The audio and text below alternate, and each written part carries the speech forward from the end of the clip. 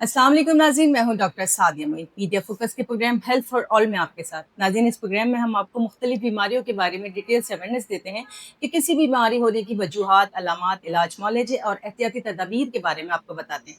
आज का जो टॉपिक है वो रेबीज़ के हवाले से, और रेबीज़ के मर्ज की वैक्सीन 1885 में एक फ्रांसीसी साइंसदान लुइस पास्चर ने दरियाफ्त की थी, और उस वक्त से ये वैक्सीन रेबीज़ के मर्ज के लिए इलाज के तौर पर इस्तेमाल होती है। आज इस टॉपिक पे बात करने के लिए जो मेरे गेस्ट मेरे साथ मौजूद हैं, मैं आपसे उनका तारुफ कराती चलूं। मेरे साथ मौजूद हैं कंसल्टेंट पीडियाट्रिशियन डॉक्टर नथुमल महेश्वरी। अपने मोअज़्ज़िज़ मेहमान को खुशामदीद करते हैं। जी, खुशामदीद डॉक्टर साहब। मेहरबान डॉक्टर सादिया। बहुत शुक्रिया आपकी आमद का। डॉक्टर साहब, आज का जो हमारा टॉपिक है रेबीज़ के हवाले से, राइट।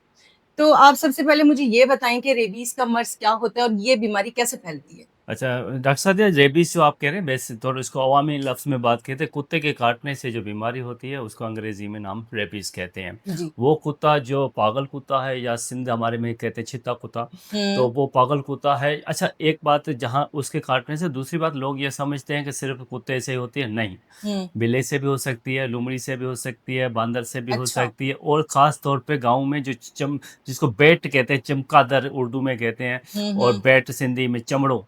हुँ, ये हुँ। नाम क्योंकि ये थोड़ा-सा अभी कम हो गया है, इसलिए लोगों को बता रहा हूँ। उनके अगर अटैचमेंट हो जाए तो भी ये रेबीज़ हो जाती है। फिर अच्छा। उसके रिज़ल्टिंग एक वायरस होता है जिसको रेबीज़ वायरस कहते हैं। उसके हुँ। रिज़ल्ट में जो बीमारी होती है उसको रेबीज़ कहते हैं। रेबीज़ कहते हैं। अच्छा डॉक्टर साहब, मुझे एक बात बताइए कि कुत्ते के काटने से होने वाला मर्ज़ रेबीज़ कहलाता है, आपने बताया। तो ये ये रेबीज़ अगर की अलामत क्या होती है अगर कुत्ता काट ले तो? अच्छा, इसमें अलामत की बात ये है कि इसके स्टेजेस होते हैं, ठीक है? अच्छा। ऐसे नहीं कि मिनट में। पहला हुँ, स्टेज में ये है कि कुछ दिनों तक, 2 या ऐसे एक होता है इसका।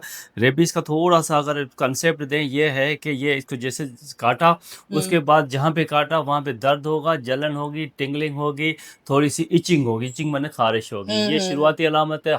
हड्डियाँ में दर्द होगा, जैसे फ्लू लाइक सिम्पटम्स होते हैं, जैसे ज़ुकाम, नज़ले वाली जो अलामात कैफ़ियत होती है। होती है, हाँ वो जी। होती है। हुँ, मगर हुँ। प्रॉब्लम कब होता है? प्रॉब्लम तब होता है जब रेबीज़ हमारे किसी नर्व को, जो तंत्रिका सिस्टम है, उससे इन्वॉल्व होता है, जिसकी वजह से ब्रेन में पहुँचता है ना, तब अच्छा। से तबाही मचती है। उन तबाही में 3-4 नाम होते बने, जिसको हम हाइड्रोफोबिया, एरोफोबिया, एजिटेशन इसको उर्दू में कहा जाए।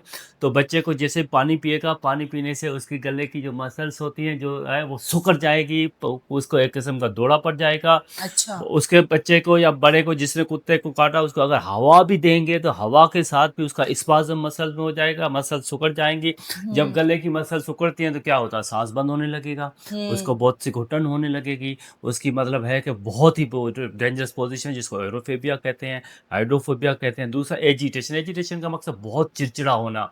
उसको मानो ऐसे समझो कि वो एक आपको ऐसे फील होगा कि सिंपल कि वो पागल की तरह बिहेव करेगा। अच्छा। और इस हद हुँ। तक जो है वो यानी इन्वॉल्वमेंट हो बहुत सारी जाती चीज़ों है। से खौफ हो जाता है उसको, जब या पानी का भी पानी उसी से चीज़ों खौफ का। होगा, हवा से खौफ होगा, हुँ। पानी सामने लाओगे तो वो ऐसे सीधा हो जाएगा, अच्छा। मसल स्पाज़म में आ जाएगा, इस तरह से बॉडी की स्ट्रिक हो जाएगी, ओके, ओके। और उसके साथ बहुत चिड़चिड़ा हो जाएगा, एक पागल की तरह बिहेव करेगा। ठीक है। अच्छा डॉक्टर साहब, एक बात मुझे बताइए, जब एक कुत्ता काट लेता है किसी शख्स को, तो कुत्ते के काटने के कितनी देर तक उसको फ़ौरन वैक्सीन मिल जानी चाहिए, और क्या हर केस में वैक्सीन लगाई जाती है?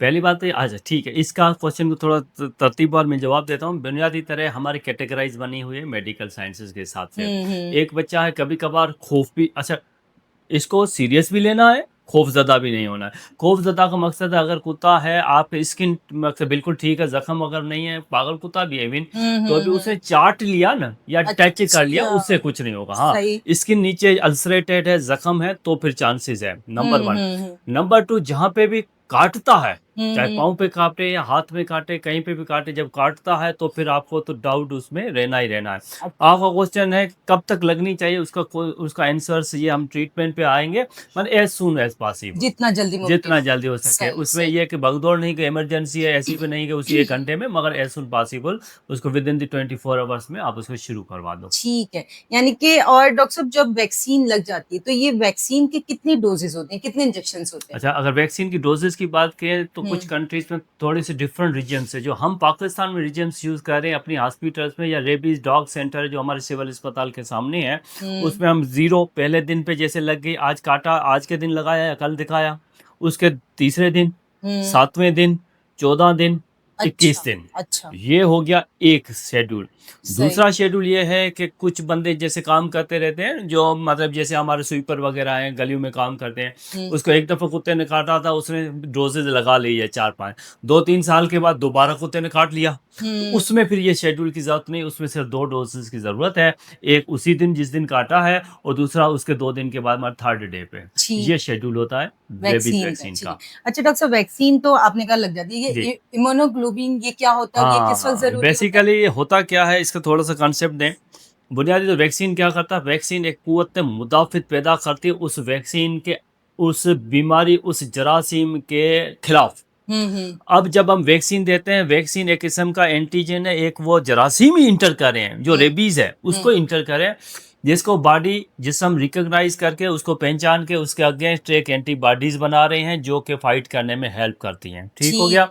हुँ, जो इम्यूनोग्लोबुलिन है, वो इम्यूनोग्लोबुलिन क्या है? वो एक रेडीमेड एंटीबॉडीज़ है। अच्छा, एंटीबॉडीज़ एक चीज़ होती है जो बॉडी में जो को त हिफाज़ती जो मैकेनिज़्म क़ुव्वत है, वो प्रोवाइड मुदाफ़ियत करता बढ़ाती है। है, सही, सही। अब वैक्सीन देने के बाद जो हिफाज़ती जो सिस्टम होता है, एंटीबॉडीज़ डेवलप होने में 5-6 दिन लग जाते हैं। सही, उस वक़्त के लिए हमें एक प्री प्रिपेयर्ड एंटीबॉडीज़ देने होते हैं, अच्छा, जैसे वो दोनों जो वैक्सीन अपना काम करे, हुँ, और तब तक हुँ, बैकअप में जी, एंटीबॉडीज़ रहें, जैसे उसको प्रॉब्लम ना हो। सही। उसको इम्यूनोग्लोबुलिन कहते हैं। सही है। अच्छा डॉक्टर साहब, हमारा प्रोग्राम का थोड़ा-सा टाइम रहता है। मुझे 2 बात बता दें। एक तो कि लोगों में जो गलतफ़हमी होती है कि कुत्ते के काटने से जो हाँ, हर हाल हाँ, में होगी, अगर घरेलू है तो नहीं होगी। हाँ। और फिर आखिर में इसका एक अवेयरनेस अच्छा, मैसेज। इसमें ये है कि अगर इसकी बात की जाए अंग्रेज़ी मिथ, या हमारी गलतफ़हमियाँ, या गलत हमारे पास उसके बारे में लिटरेचर क्या, वो ये है कि कुछ लोग कहते हैं कि जैसे घरू पालतू कुत्ता, कल पालतू कुत्ता है, हमारे गाँव का तो है, हमारे गली में डेली बैठा हुआ है, तो हुँ, इसमें हुँ। क्या होगा? नो,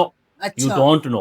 क्योंकि ये स्ट्रीट डॉग कहते हैं इसको। अच्छा। स्ट्रीट डॉग वो होता है कि हमें नहीं पता कि उसको हो सकता है कल उसको वायरस हुआ, वी डोंट नो। हुँ, हुँ। दूसरी बात, ज़ख्म था, छोटा ज़ख्म था, ख़ैर इतना बड़ा ज़ख्म नहीं था। नंबर 3, उसको मिर्ची लगा दो, हल्दी लगा दो, पायोडीन लगा दो, ज़ख्म सुखा दो, सही। एंटीबायोटिक दे दो।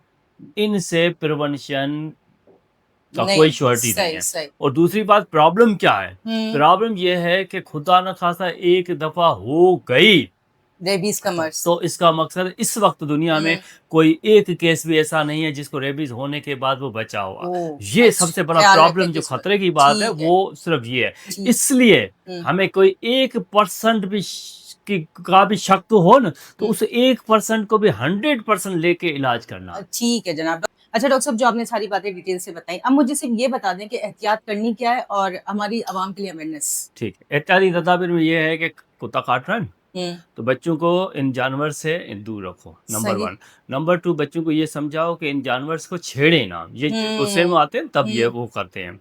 नंबर 3 ये है, खुदा न खास्ता कुत्ते ने काट लिया तो पैनिक में ना जाएं, उस जख्म को जब तक आप अस्पताल पहुंचो तब तक 10 से 15 मिनट अच्छी तरीके से साबुन लेके धोते रहें, धोते रहें, धोते रहें, तो अच्छा। उससे भी चीज़ें का बेहतरी की तरफ जाते हैं। तीसरी बात, किसी भी पुराने टोटके जिसको उस पे अमल ना करें। जैसे हुँ, आप वहाँ से फारिग हो गए, आपके घर में सहूलत हो गई, बंदा आ गया, तो उसको अस्पताल लेके जाएँ। हमारे पास पाकिस्तान में कराची में स्पेशली सिविल अस्पताल के सामने डॉग बाइट सेंटर है।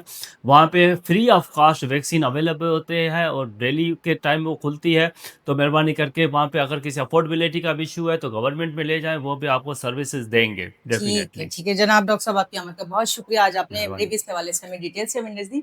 नाज़रीन इकराम, जितनी बातें डॉक्टर साहब ने बताई हैं कि खुद भी उस पे अमल करें, दूसरों को भी बताएँ, और जब ये प्रोग्राम आप देखते हैं तो लोगों में ज़रूर शेयर किया कीजिए, ताकि एक अच्छी और नेकी की बात उनको पता चले। क्योंकि हम अगर किसी के लिए अच्छाई और नेकी की बात बताते हैं तो वो सदका जारिया है। अपनी बात का इख्तिताम इस खूबसूरत हदीस पे करना चाहूँगी कि अल्लाह ताला के नबी सल्लल्लाहु अलैहि वसल्लम फरमाते हैं कि जिसने इंसानियत में सिर्फ़ एक इंसान को बचाया, इसका मतलब उसने पूरी इंसानियत को बचाया। और बेशक। नाज़रीन इकराम, जो डॉक्टर साहब ने वैक्सीन के हवाले से बताया कि अगर कुत्ता काट लेता है तो फ़ौरन हॉस्पिटल जाएँ, वैक्सीन लगवाएँ, और मेडिकल साइंस की तरक्की की वजह से डोज़ेज़ कम हो गई हैं, 14 के बजाय आज 3 से 5 इंजेक्शंस में ये अमल हो जाता है। प्रोग्राम हेल्थ फॉर ऑल से अपनी मेज़बान डॉक्टर सादिया अमीन को इजाज़त दीजिए। अल्लाह ने चाहा ज़िंदगी रहे फिर मुलाकात होगी। अल्लाह हाफ़िज़।